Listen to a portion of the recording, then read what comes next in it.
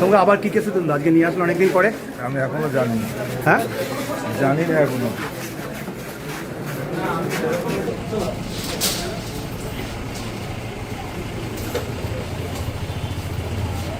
ঠিক আছে বন্ধ কর।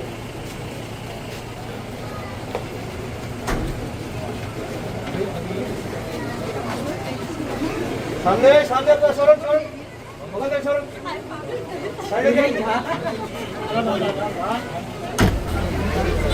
এই ওখানে বসে ওখানে ছড়িয়ে ওখানে